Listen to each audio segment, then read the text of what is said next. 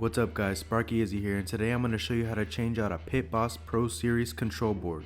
This specific model is the 850 from Lowe's.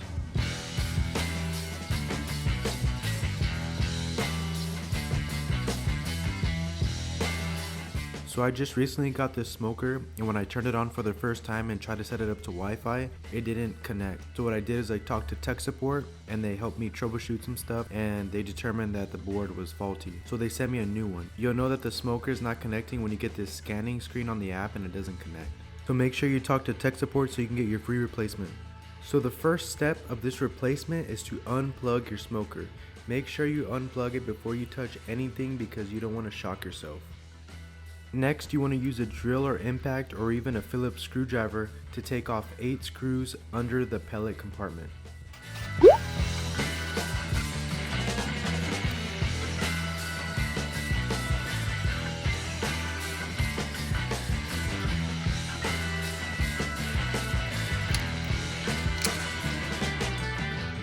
So looking underneath, you'll see all the wiring, and there's zip ties that hold all these wires together. So very carefully, you're going to want to get some side cutters or little cutters and cut the zip ties off so that you can take the wires apart.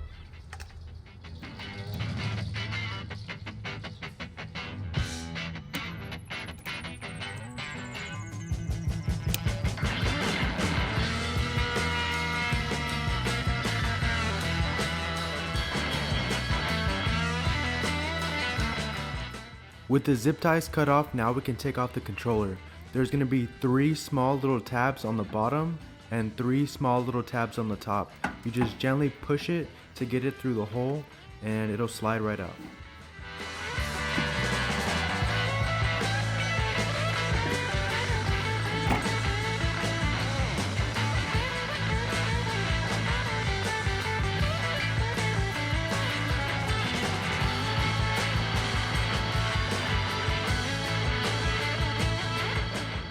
If you haven't already, make sure the new control board is an exact match.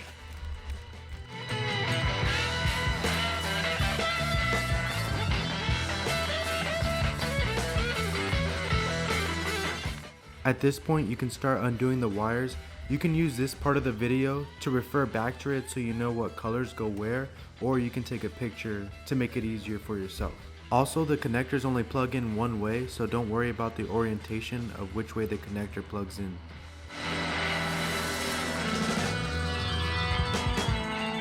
Before you start connecting the new board, make sure the wires are coming through the opening and not underneath.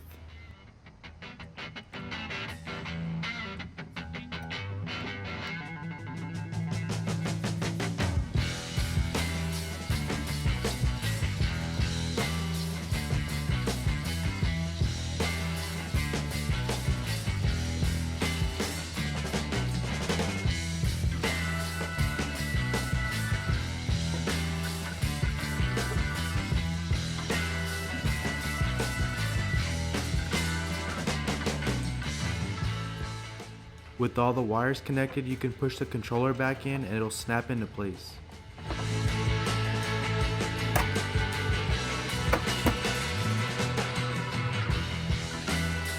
Use some new zip ties to tidy the wires back up, but make sure the wires don't hit this fan that's above the wires.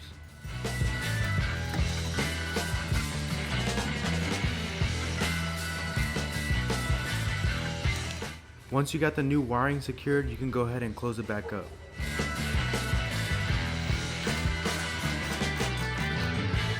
Let's plug it in and see if it turns on.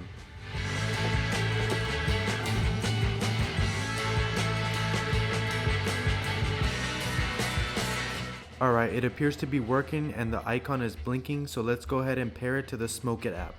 When I spoke to tech support, they clarified that if you have an Apple Watch or any Bluetooth devices connected to your phone, to disconnect them and shut off your Apple Watch or smartwatch, and you only have to do this the first time you set up your app. You shouldn't have to do it any more times besides the first try.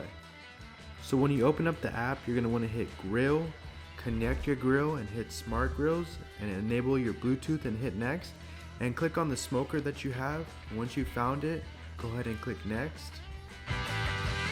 If we get past this stage, it should connect.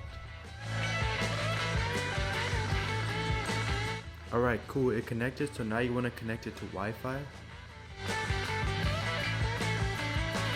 Once you log into your Wi-Fi, it'll say connecting again.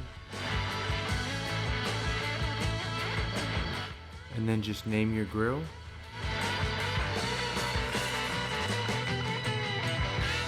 And boom, just like that, you should be all connected. Last tip from tech support, once you're done smoking and it goes through the shutdown cycle, make sure you unplug the smoker to make sure that you can connect to the app the next time you use it. Other than that, I hope this video helps somebody. If you haven't already, make sure you like, subscribe, and hit that notification bell for more of this content. Sparky, Izzy, peace.